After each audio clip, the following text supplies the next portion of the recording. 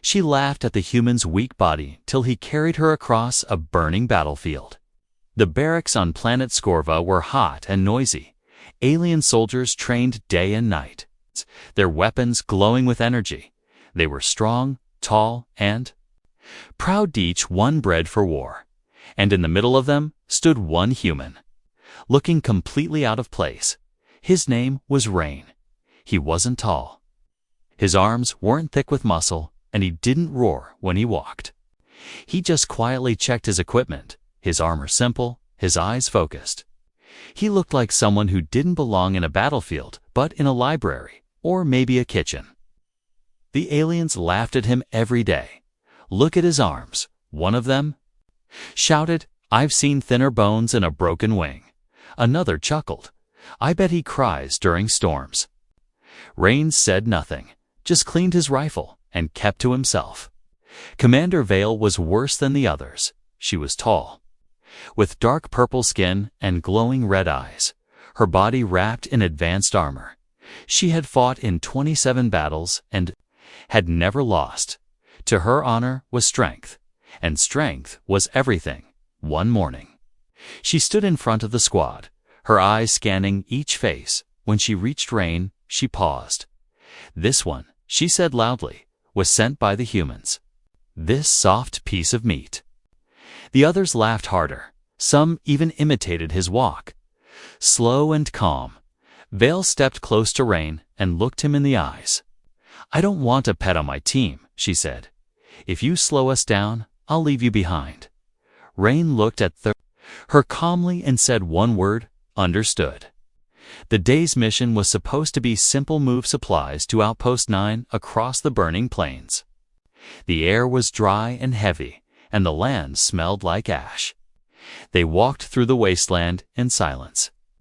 Only the sound of boots and sand crunching underfoot. Rain carried the heaviest crate without complaint. The aliens watched him, surprised, but said nothing. Just as they reached the halfway point, the ground shook. A deep rumble echoed through the sky. Then came the explosions, loud and close. Enemy bombers appeared above, dropping fire across the plains. Screams broke out as the squad scattered. Laser shots rained from above, lighting up the ground with deadly flashes. Buildings exploded, smoke rose, and the wind turned hot with burning. Metal Vale ran toward cover, but didn't see the blast coming from the left. The explosion threw her into a pile of broken steel and rubble. A heavy beam pinned her leg, crushing it with weight and fire. She screamed, but no one came back. Rain had been running too, but he stopped when he heard her voice.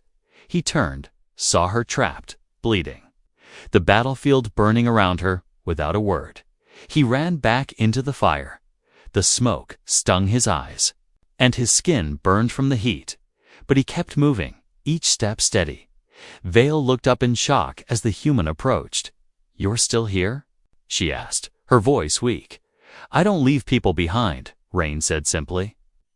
He dropped to his knees and tried to lift the beam. His arms shook, his face twisted in pain. But he didn't stop. With one final push, the metal gave way. Rain grabbed Vale and lifted her onto his back. She was taller, heavier, armored, but he carried her without question. Flames licked at the ground. Enemy drones scanned the area. Rain didn't care. He carried her through the smoke, through the screams. His legs bled. His breath was short, but his will stayed strong. Vale couldn't speak. The same man she mocked now walked through a war zone with her on his back. His body was shaking, but he kept going. Each step he took wrote a new truth in her mind. After an hour of fire and darkness, Rain found a half-collapsed shelter. He placed Vale down gently and began checking her wounds. He tore a piece of his uniform to wrap her leg. She watched him silently, her proud face now filled with something strange: respect, maybe, or guilt. "Why did you come back?" she finally asked. Rain looked at her, his eyes calm as always.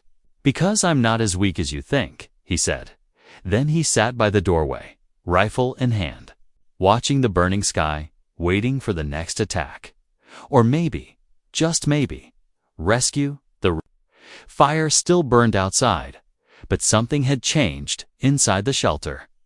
A bond had started forming, not with words, but with action, and for the first time.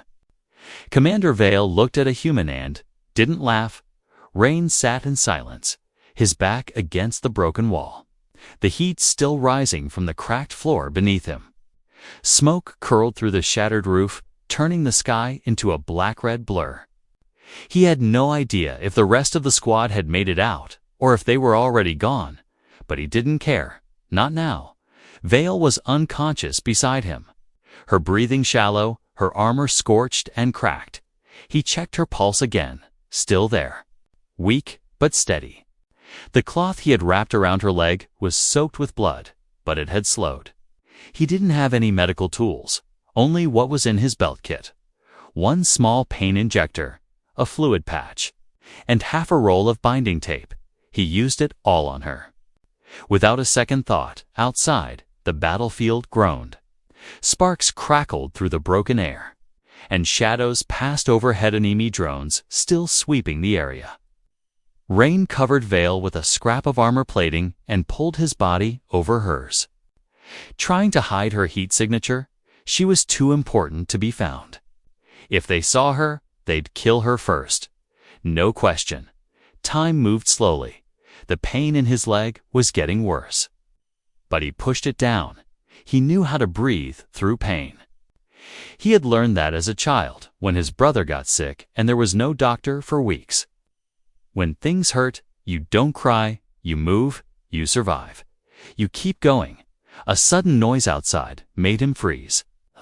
High-pitched hum close, then gone. He reached for his rifle and waited. Breathing slow, every sense sharpened, but nothing came. Only the crackling wind and the soft sound of Vale's breath. Hours passed, maybe more. Then, a cough broke the silence. Vale stirred, her fingers twitching weakly. Rain turned quickly. Placing a hand on her shoulder, "You're okay," he said gently. "You're safe, for now." She opened her eyes slowly, blinking against the smoke. It took her a moment to remember where she was. Then she looked at him, confused. "You stayed," she whispered, as if it was the strangest thing she had ever seen. Rain nodded. "You have died." Her eyes drifted to his side, where blood had soaked through his pants. "You're hurt," she said, "just a scratch." He replied with a half-smile. She looked around the ruined shelter, then back at him. "I told you you'd slow us down," she said, her voice cold but quiet. Rain didn't argue, didn't explain. He just reached into his pack and pulled out a tiny ration bar, breaking it in half and offering her a piece. She stared at it, hesitating, then took it for a while. They sat in silence, chewing slowly. No more insults, no orders. Just two soldiers trying to survive. The fire outside was dying now, but the danger wasn't. Enemy scouts would be back. Maybe worse. Vale finally spoke again, her voice more steady. "This time, I don't understand humans," she said. "You're weaker, slower, less trained. But you came back for me." Rain didn't look at her. He just said, "Maybe strength isn't what you think it is." Vale stared at him for a long time. She didn't reply. But her silence was different. Now not the silence of judgment, but of thought. She was thinking, weighing things, seeing him not as a joke anymore, but as something else. And in that moment, something began to shift between them. Not trust yet, but something close. Something quiet and hard to name.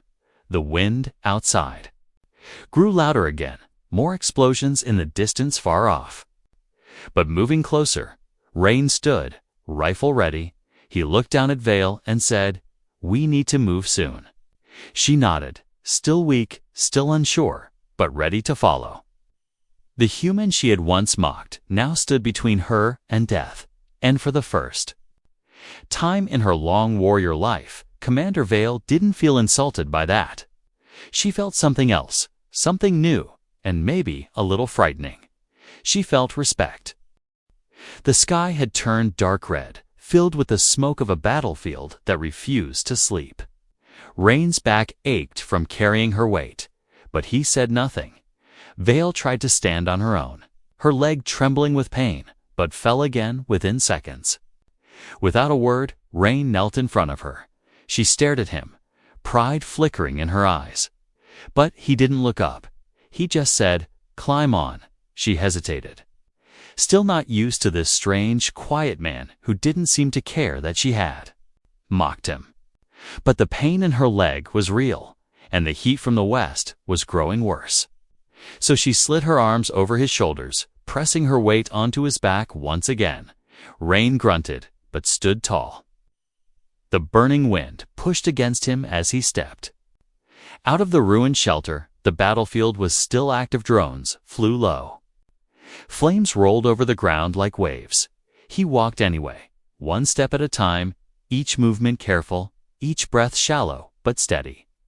Vale clung to his shoulders, her breathing hot against his ear.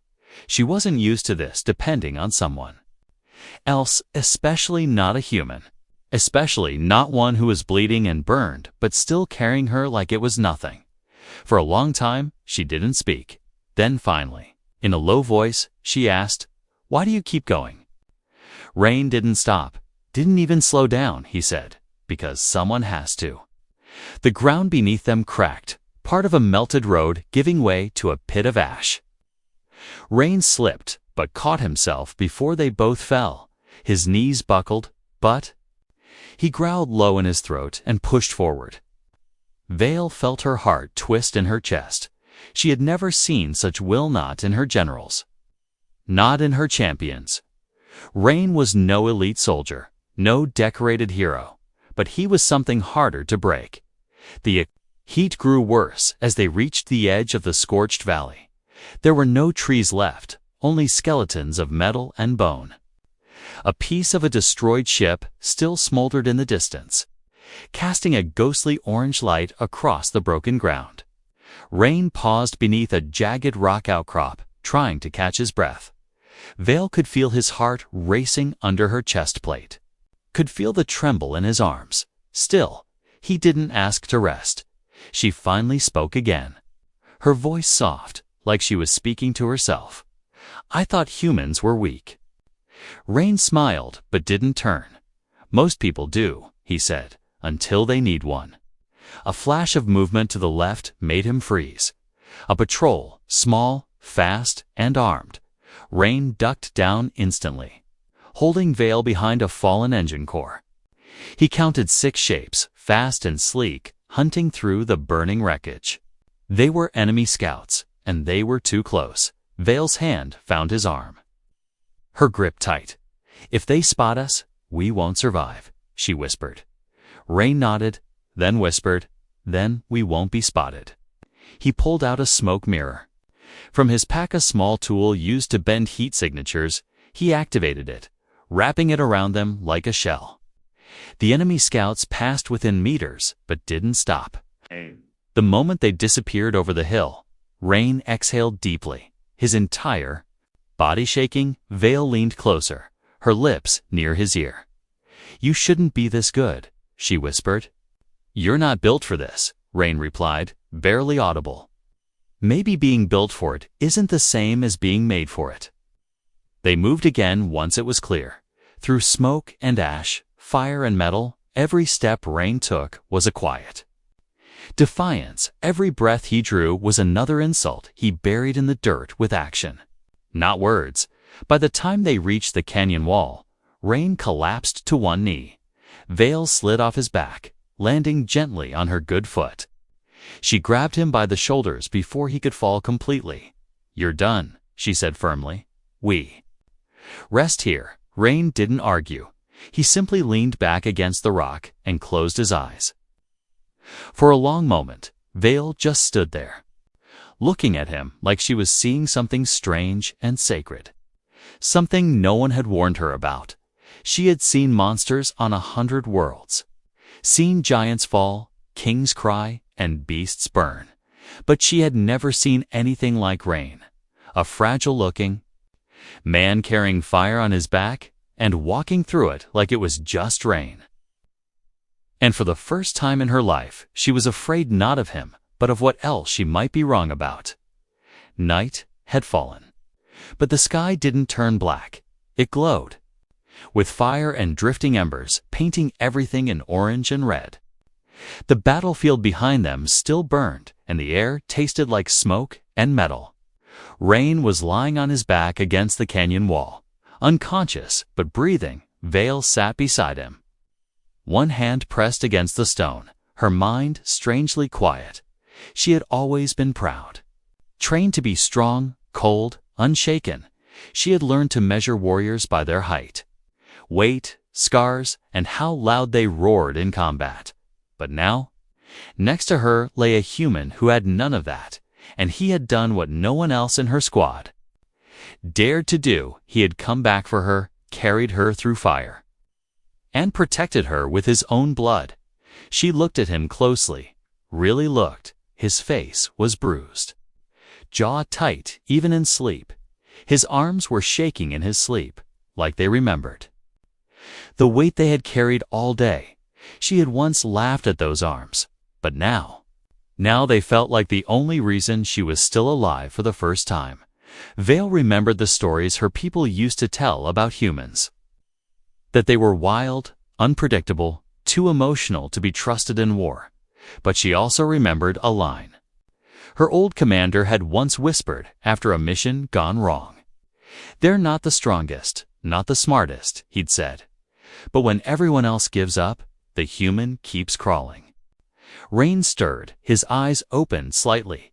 Vale leaned over him, placing a hand on his shoulder. "You're still alive," she said, trying to sound annoyed, but her voice cracked at the edges. "Sorry to disappoint," Rain mumbled, blinking. Slowly, they sat in silence again, both listening to the distant thumps of war. It wasn't over, not even close. Their signal beacon was still broken, and their comms were jammed. Rescue might come, or it might not, but somehow, with Rain beside her. That thought didn't feel as hopeless anymore. "You shouldn't have come back for me," she finally said. Rain turned his head toward her, his voice quiet. "Would you have left me behind?" Vale didn't answer right away. She wanted to say yes, to keep her pride sharp and unbroken, but the truth sat heavy in her chest, and it refused to stay hidden. "I don't know," she admitted, her voice lower than before. Rain nodded, like he understood more than she expected. "I didn't come back because you deserved it," he said. "I came back because it was right." His words struck her like a blade, but not in pain, in clarity, so simple, yet something so few in her world believed. In her culture, you earned everything: respect, rescue, even life. But Rain had given without demand. And that made her question everything she had been taught. She looked at him again and asked, "Why are humans like this?" Rain smiled faintly. "Maybe because we lose too often," he said. "So we learn to fight harder for what we care about." Vale didn't reply, but her hand remained on his shoulder longer than needed, not for warmth or comfort, but maybe something else. Connection. Suddenly, a flicker of movement above the canyon wall caught her eye. She grabbed her weapon and aimed, eyes sharp, heart pounding.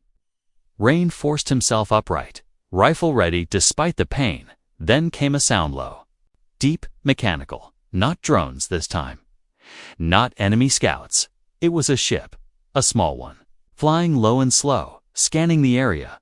A rescue vessel, maybe, or someone else entirely. Rain and Vale exchanged a look. Neither trusted it.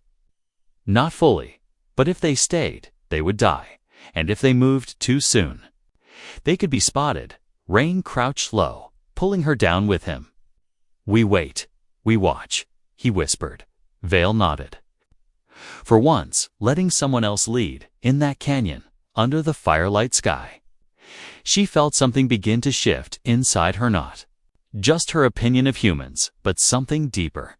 She didn't know what to call it yet, but it felt like the start of something dangerous, and something real, and that scared her more than the battlefield ever could. The fire had faded to embers, but the world still smelled like war. Rain and Vale stayed low in the canyon, hiding behind broken stone and silence. The ship that passed above had vanished into the smoke, leaving behind nothing but doubt. Rain was the first to break the stillness, standing with effort, his legs stiff, his shirt stained with dried blood. He looked at Vale and reached out a hand. She didn't take it right away. Pride still whispered in her ear, reminding her that she was a commander and he was just a soldier, a human. But then her eyes met his, and she saw not weakness, but the same fire she once mocked. She grabbed his hand and stood with him, her leg trembling but her will now steadier. Then before, they moved slowly, carefully.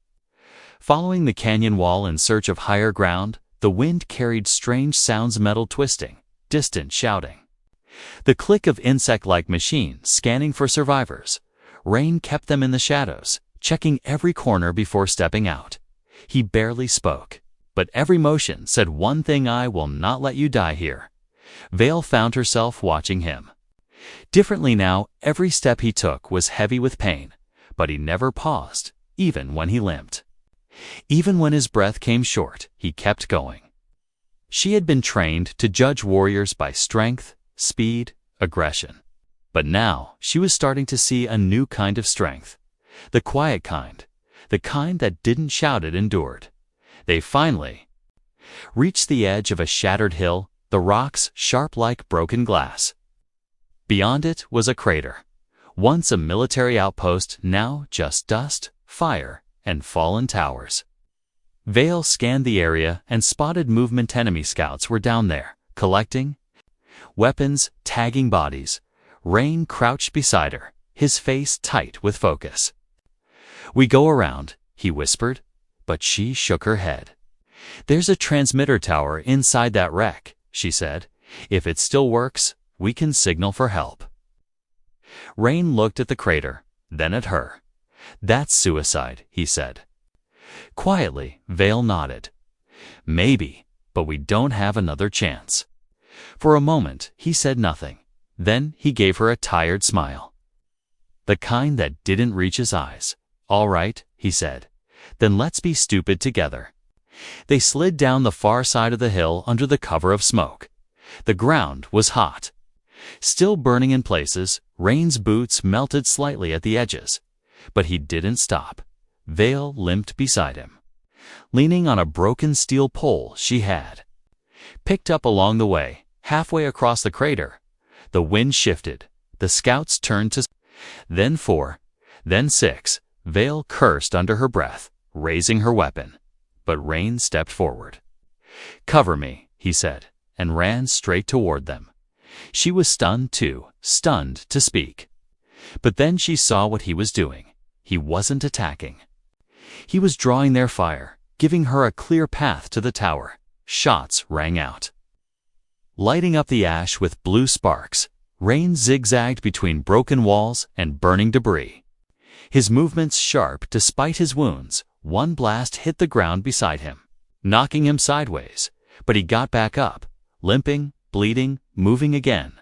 Vale didn't hesitate. She dashed to the tower, her teeth clenched in pain, every step sending shocks up her leg. Inside the wreck, she found the control panel damaged, but not destroyed. She yanked open the panel, sparks flying into her face. Her fingers moved fast, typing in emergency codes, hoping the signal still had power. Behind her, the sound of gunfire stopped. She turned, heart sinking, expecting to see his body on the ground. But Rain was still standing, barely, leaning on a beam, holding his rifle with both hands. 3 scouts were down. The rest had scattered. The transmitter beeped, signal sent. Vale rushed to Rain's side, catching him as he almost collapsed. "You're insane," she muttered, wrapping his arm around her shoulder. "I told you," he said with a weak grin. "Being human isn't about looking strong." She didn't know what to say. There was a warmth in her chest, something strange and frightening. He had nearly died again for her. For the mission, and in that moment, the word weak became meaningless. They leaned against each other, under the broken sky, not soldier and commander, not alien and human, just two souls who refused to fall. Even when everything else had, and far above, in the clouds, a rescue signal blinked to life. Rain began to fall, but it wasn't water. It was hot, dirty. Chemical rain that sizzled on metal and skin. Rain pulled a scrap of torn cloth over Vale's head as they crouched inside the wrecked tower. Steam rose from his shoulders, from his arms, from the edges of his boots, but he didn't complain. He just kept her covered. Like it was the most natural thing in the world, they had sent the signal. Now all they could do was survive long enough to be found. Vale's leg was worse than before, swollen, infected, burning with fever. Rain had given her his last injector, his last strip of clean bandage, and now she could only watch as the man who once stood silent in the corner of her unit turned into something more than a soldier. Outside, enemy forces returned. This time, they moved with machine scouting walkers with blinking red sensors and long, thin rifles. They weren't looking to take prisoners.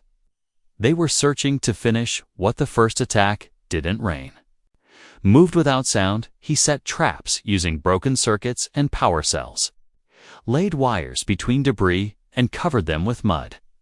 Vale watched him with disbelief. This wasn't training. This was instinct. He wasn't just surviving. He was shaping the battlefield around them. "They'll find us soon," she said, her voice low and dry. "I know," Rain replied, tightening. "A wire on a stun trap will hold them off." She leaned back against the tower wall, her eyes scanning the broken ceiling above. "How do you keep going?" she asked, not for the first time. He didn't look up, but his voice came quiet and honest. "If I stop, you die." She wanted to argue, to push him away, to tell him that her survival didn't matter more than his. But when she looked at him again, she saw it. He didn't carry her because he needed to prove something. He did it because no one else would. The traps worked at first. A scout stepped on a hidden mine and exploded in a flash of light and fire. 2 others were hit by falling beams triggered by Rain's trip lines. But more came, smarter ones. With thermal sights and longer legs, they moved like insects. Crawling across wreckage with silent hunger, Rain handed Vale a spare blaster. Weak and nearly drained, she shook her head. "You're hurt worse than me." He looked at her, his face pale, blood drying on his chin. "But I can still shoot," he said, "and I'll keep shooting until there's no one left or help arrives." She stared at him, and for the first time in her life, she felt something deep crack inside her armor. It wasn't pain, or fear, or even shame. It was something soft, something terrifying.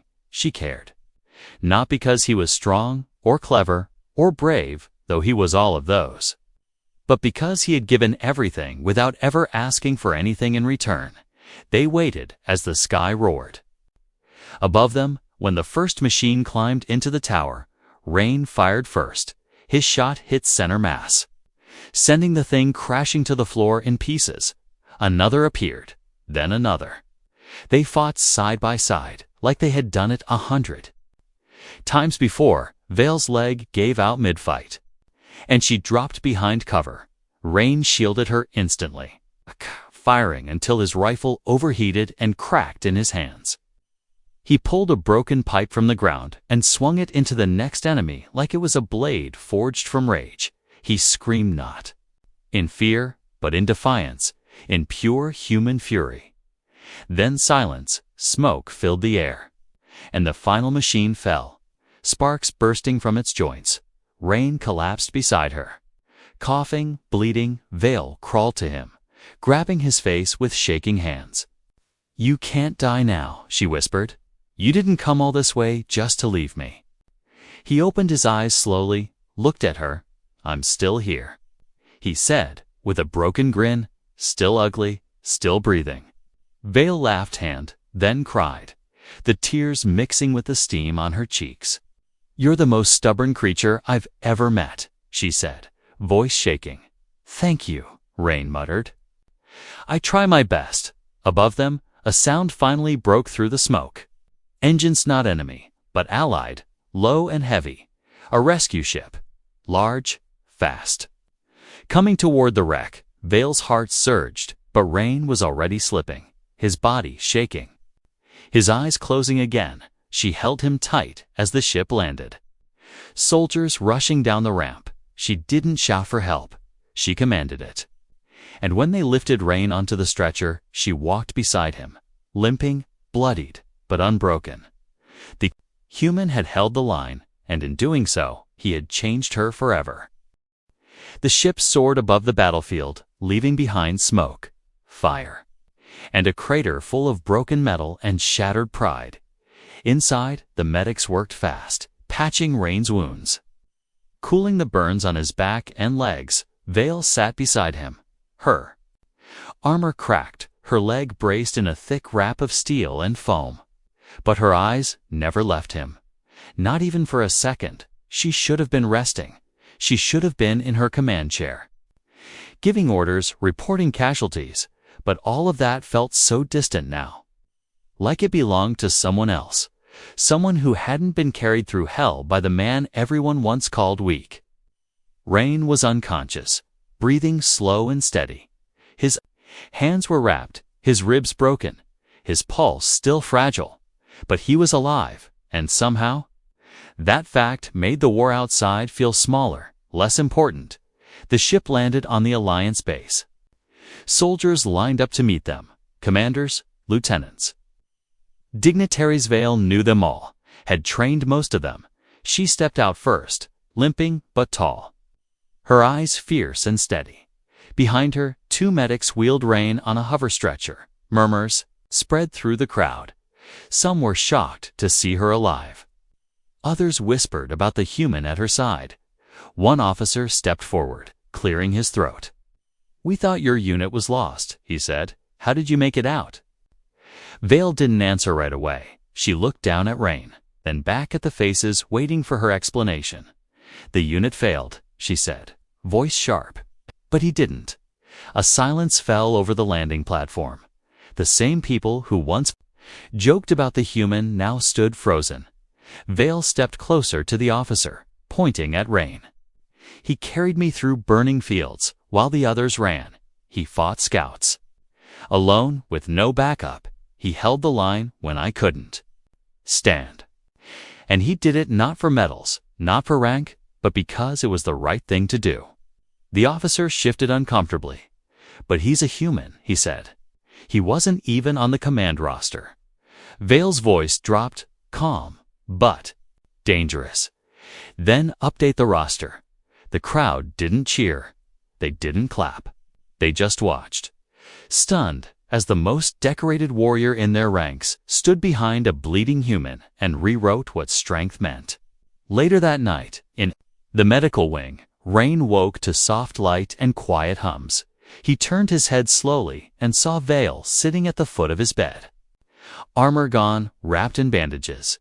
"You made it," he whispered. She leaned forward. Her usual sharpness softened by something warmer. "We both did." He smiled faintly. "Told you I wasn't as weak as I looked." Vale smirked. "No," she said. "You're much worse." He laughed, then winced. Holding his ribs, she laughed too. And for a moment, there was no war, no scars, just the strange, quiet bond between two people who had walked through fire and come out together. In the days that followed, Rain's name spread, not as a hero, but as a lesson. A reminder that muscles can fail, weapons can jam. But the will to stand, to carry, to protect, that is the real weapon. Vale never corrected anyone when they asked how she survived. She only said one thing: "Every time, he carried me."